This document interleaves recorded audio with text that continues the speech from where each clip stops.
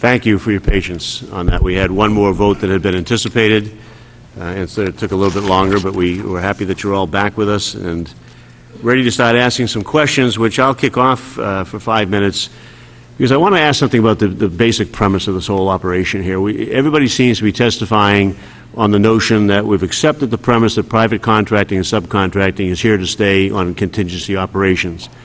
Yet every one of you cites numerous problems with oversight, with management and personnel, the integration into planning, the command structure, legal issues, liability, responsibility, control over individuals for whom we're going to get the blame, whatever they do, even though they may not be technically in our Department of Defense or our State Department or USAID.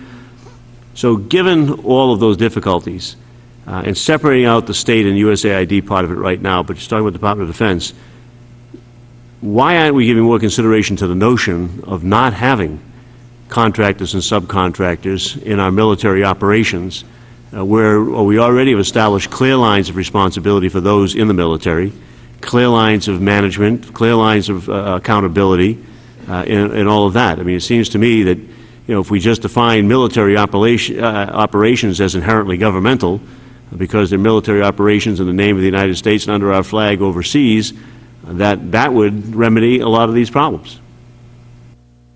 Mr. Solis?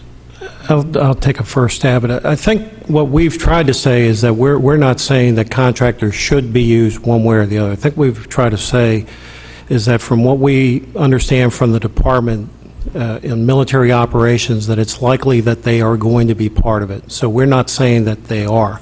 That being said, going back to what I mentioned in our statement, is that there needs to be a fundamental look at the requirements for contracting if in fact you want to do contracting. I don't think we're trying to say that you will use contracting, but if that's what you are going to do in terms of your military operations, you have to plan that up front. You have to look and say, are we going to contract for certain things, not just on the logistical side, that we are using contractors on the intel side and network operations and a number of other things. We are using them as linguists. Everywhere I go, military members say, I think we've gone too far. But I think there needs to be this fundamental look-see at the beginning to say whether or not we are going to use them, and if we are going to use them, then we need to put the proper oversight and controls in place. I certainly would agree with you there. I'll tell you something. When I look at all of you talking about being on top of this issue since the 1990s and advising, everybody to start looking at these contracts and moving forward or whatever like that, and basically, so large part just being blown off. I mean, here we are, 20 years later, and you've got a little bit of compliance with some of the recommendations and a whole lot of non-compliance and sometimes inattention to them. So, Ms. Ugan? Yeah, I think the whole issue, and I think my colleagues here have raised it, is the inherently governmental function issue, which is, I believe OMB has proposed policy definitions of that. The issue is, how closely related is it to the inherently governmental function, and should these critical capabilities be insourced? I believe there was legislation passed in the last couple of years that requires the military departments to take a look at their contracted out capabilities to see whether or not any of them should actually be insourced, which is brought back in-house. And that's one way in which the department can analyze that particular situation. I think there's already legislation out there that allows. Legislation is there, the compliance isn't, and that's the problem. And again, the question comes back to, when did war ever become something that wasn't inherently governmental, and all the things that go with it on that. When I see recommendations here of, trying to incorporate in and integrate into the command chain contractors, so that they're more involved in the planning and the operation like that, well, if you're going to do that, you might as well have them be on your payroll. Mr. Bowen. Mr. Chairman, you say, when did that happen? I think the time is the late 1980s, when Exactly. LogCap 1 was created.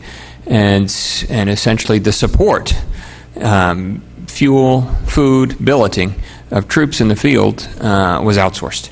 And we've spent now on LogCap in Iraq in excess of $35 billion in those three areas. It's been an incrementalism since the late 1980s. What can be covered is a continuing question in every conflict, and the answer is always a little bit more. Has anybody ever looked at, what is it that we did in World War II? What is it that we did in the Korean conflict? in terms of that, Mr. Fontaine? What a segue, huh? Yeah, exactly. In our report, actually, we have a historical section that looks back actually all the way to George Washington. And contractors in some way, shape, or form have played a role in all of our conflicts going back that far. There were thousands of contractors working in Vietnam and Korea. The big change, though, has been what they've done and the dependence that the United States has had upon what they've done. So in Vietnam, for example, you had a large number of contractors working on construction projects in Vietnam, and that obviously is less controversial in terms of what contractors do. Now in the current wars, we've had contractors doing interrogation, private security operations, weapons maintenance, according to reports, even maintaining drone operations, those sort of things, which are much more controversial. So I think that's the big change that's happened over the years, is the scope of activities that contractors have begun to carry out. And because we have upwards of 200,000 contractors now in Iraq and Afghanistan, if you pulled those out of the operation or tried to federalize them all, it'd be very difficult to do so. I wonder how easy it would be to keep voting to be over there involved in these conflicts if it was 200,000 people, United States citizens, in combat, as opposed to 90,000 in one place with 110,000 contractors sort of off the books. Well, this is another political consideration. Right. I mean, I think this is another aspect of it, is the political cost goes down to the degree that contracting support goes up, because we always mourn the losses of American service people who are killed. They're on the faces of the fallen, tributes and everything else, but contractors die and are hurt, and they barely register. So there's a reduction in the political cost of these operations.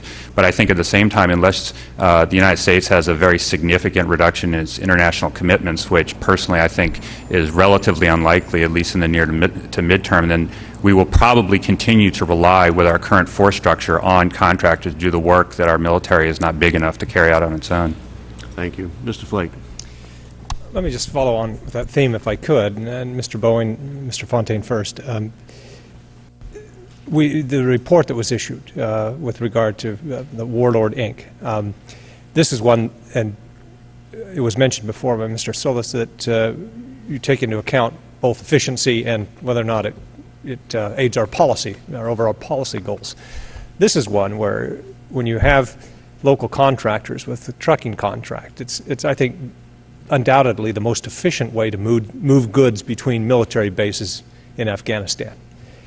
But when we find out that a significant portion of the money that is used to pay those contracts is going for protection money to some very unsavory characters, some of whom are very tight with the Taliban or are contracting with the Taliban for this protection, that certainly runs counter to our policy, our counterinsurgency policy, which calls for one source of authority, that being the Afghan government, and no parallel authority structures there that we're, in this case, not only tolerating, we're building up these militias and warlords and whatnot. How do we reconcile that? It kind of goes back to what the chairman was talking about, and where the political cost. Certainly, if we did what the Soviets did, use their force structure to guard the supply lines. According to this report, it was 75% of their force structure. That would require, a doubling of our number of troops, and it wouldn't be very efficient, and we'd have certainly more casualties. But it may be the only way to run an effective counterinsurgency policy as we've defined it. How do we reconcile that, or can we reconcile that? Mr. Bowen, you want to give it a shot? Well, the issue, the policy issue, I guess, is using financial resources to pacify a region, and it was certainly expedient in your an expedient process, ad hoc, with respect to the keeping the trucking routes safe. In Iraq, much more complicated, much more thought-through process. The Anbar Awakening, the Sons of Iraq program, spent in excess of $450 million of Commander's Emergency Response Program money to pacify Anbar province and regional areas. Similar policy issues, different approaches to how well thought out, how well structured the execution of the two programs was. In Afghanistan, the policy execution was essentially expedient and almost outsourced, as you point out. In Iraq, it was It was carefully thought through, as was the transition of the maintenance of that pacification program, now borne financially by the Iraqi government. Mr. Fontaine, do you have any thoughts on that? From that, the 35,000-foot level, how does this look in terms of the use of contractors in this trucking contract? Well, obviously, in any war, funneling money to your enemy is not a good idea. So I think you should start from that premise. I do think that at some point there may need to be a fundamental choice made whether to proceed, whether the effects are mitigated through more oversight and that kind of thing, to proceed in a fashion where we are willing to trade money in order to have a pacified area through which our supply lines can travel, knowing that some of that money will go to our enemy, or whether we're willing to tolerate the potential of more casualties and more disruption of our supply lines. I think that that's probably a fundamental choice. But when it comes to counterinsurgency, I think that not only do they have all the problems that you just described when it comes to aiding our enemies, reducing government legitimacy, giving them more opportunity to attack rather than to not attack, but I also think there's a strategic communications issue to this. We're supposed to be on the side of the good guys. And so as word gets out that we are sort of willingly or knowingly providing money that ends up in the hands of the Taliban, I wonder if that promotes a sense that the United States is not in this sort of for the long term in order to actually see the government succeed rather than trying to go with short-term expediency. Thank you. Ms. Ugon, I have just a moment left. You mentioned that there are provisions if there's no value added from having the prime contractor or the subcontractors, that we have the authority to pull back some of the funds used for that. How often is that utilized? We haven't done work in the area on the pass-through. That was legislation that was enacted, I think, in FY 2007. But one of the things that it focuses on is the subcontractor level. We do plan to do some work based on the contingency contracting framework for reform. We've identified where primes have had problems. Well, we plan to take a look at the primes that are primarily IDIQ contracts, and we're going to go down to the sub-level to see if there are issues related to pass-through, as well as other issues related to subcontractor responsibility as well. Let me just ask it another way quickly. You're not aware of any instance where we've actually pulled back funds? No, I'm not aware of any instance about recovering excess costs. Okay, thanks. Thank you. Ms. Chu, you're recognized for 5 minutes. Thank you, Mr. Chair. Well, last week we found out that in the course of investigating the host nation trucking contract, that military logisticians were relying on reports from prime contractors to gain visibility into the subcontractors that were actually driving the trucks and providing security for the convoys. And there was strong evidence that these subcontractors were paying off the Taliban.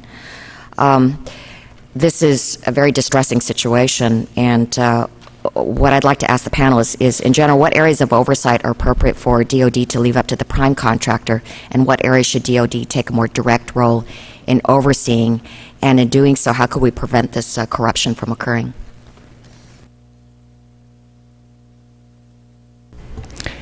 I think, and one of the things in preparing for this hearing, it became quite apparent that the Federal Acquisition Regulation has not kept up with subcontract management.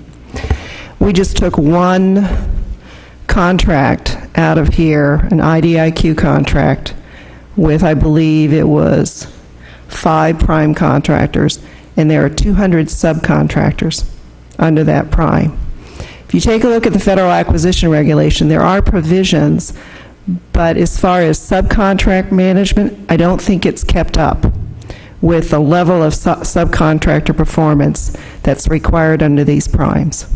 So I think there needs to be a look at the Federal Acquisition Regulation with respect to subcontract management. Are there not guidelines for this?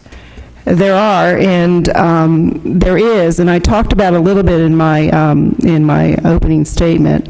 There's the consent to subcontract, which is if the contracting officer requires a prime to provide information on their subs, in order for the contracting officer to consent to subcontract, then there is some insight into subcontractor responsibility. But if the contracting officer does not require that, then you're not going to have the insight. And the provisions in the current FAR allows a lot of leeway to the contracting officer. And what would change it so that you could have this more stringent oversight of the subcontractor? Excuse me, I didn't quite hear the question. What would it take to change it so that you could have this? Well, one of the things is, I think the provisions, let me just take the situation with the warlord situation.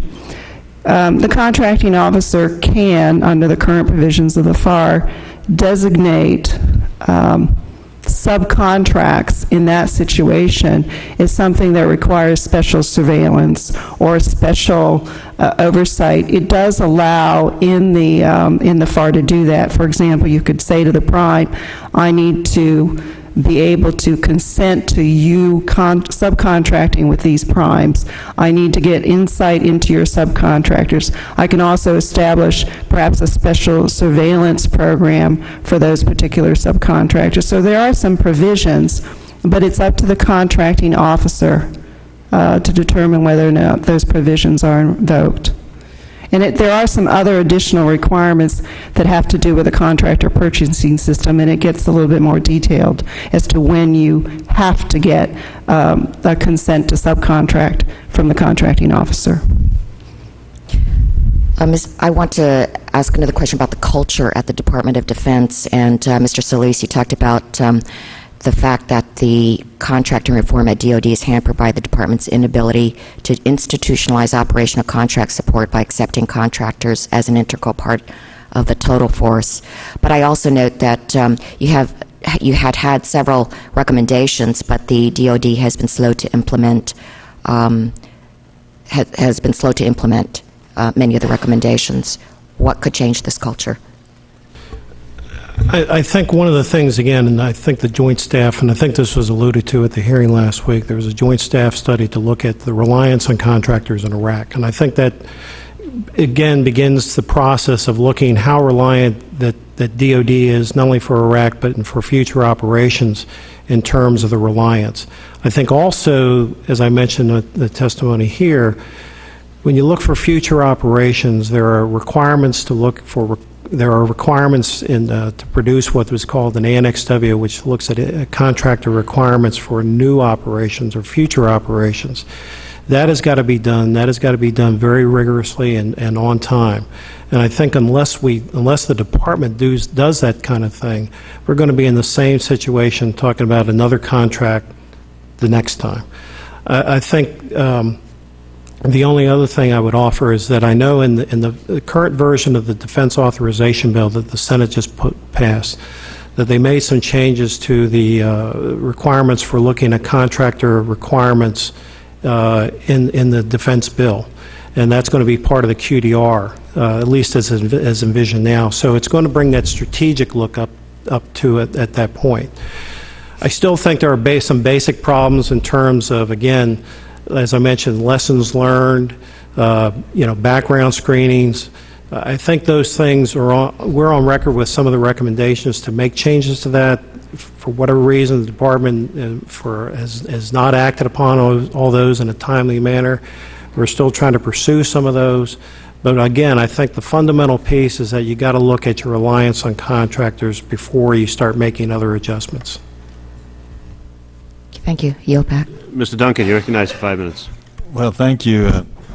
Thank you very much, Mr. Chairman, and thank you for holding another hearing and trying to call attention to all the problems, all the waste, fraud, and abuse, the one scandal after another that's gone on through these many years that we've been in Iraq and Afghanistan.